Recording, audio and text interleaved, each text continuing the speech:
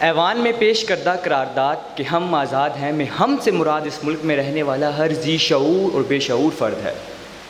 آزادی سے مراد تو بے خوف، مگر ہم تو یہاں خوف کی چھت تلے سانسیں لے رہے ہیں۔ آزادی سے مراد دخل اندازی سے پاک، مگر آج بھی غیر ملکی قوتیں ہمارے ملک کے اعداد و شمار طے کرتی ہیں۔ آزادی سے مراد کسی کے زیر تسلط نہ ہونا، مگر آج بھی ہم لٹیروں کے، شاطروں کے، جابروں کے تابع ہو کر زندگی گزارنے پر مجبور ہیں۔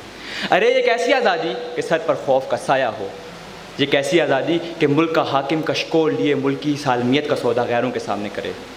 جناب اعلیٰ، منطقی اعتبار سے یہ قرارداد اسی وقت مسترد ہوتی ہے۔ کبوتر کی طرح آنکھیں بند کر دینے سے حقیقت بدل نہیں جاتی۔ قرارداد کی موافقت میں بولنے والے میرے ان ساتھیوں کی مثال ان سیاست دانوں جیسی ہے جو پچھلی 6 دہائیوں سے اپنے لفاظی جوہر دکھا کر اس ذہنی غلام قوم کو سب اچھا ہے کسور دیتے ہیں، اور خود طبلے کی تھاپ پر اس ذہنی غلام قوم کا تڑپتا وجود صبح و شام دیکھتے ہیں۔ جناب اعلیٰ، جس ملک کا نظام غیر ملکی قوتیں تخلیق کریں، جس ملک میں ایک عام آدمی کو IMF کے اشارے پر مہنگائی کی چکی میں پیس کر رکھ دیا جائے تو میں یہ کیسے کہوں کہ ہم آزاد ہیں؟ جس ملک میں حکمرانوں کے اتلے تلے کم کرنے کے بجائے ورلڈ بینک کی ایمان پر ٹیکسوں کا بوجھ عوام پر ہی ڈال دیا جائے تو میں یہ کیسے کہوں کہ ہم آزاد ہیں؟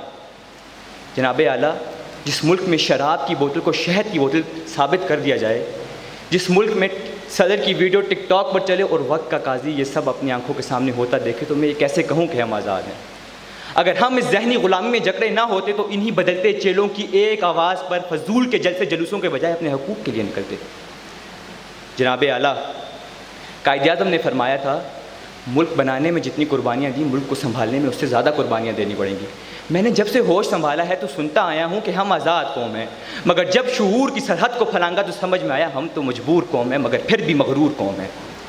ہم اپنے آقا کا نام بیچتے ہیں، ماں جیسی دھرتی کے آرماں بیچتے ہیں، ضمیر چھین کر انسان بیچتے ہیں۔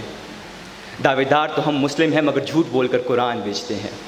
اور آخر میں اتنا ہی کہنا چاہوں گا، ہم تو آزادی کے نام پر فقط آزادی کے عنوان بیچتے ہیں۔ شکریہ۔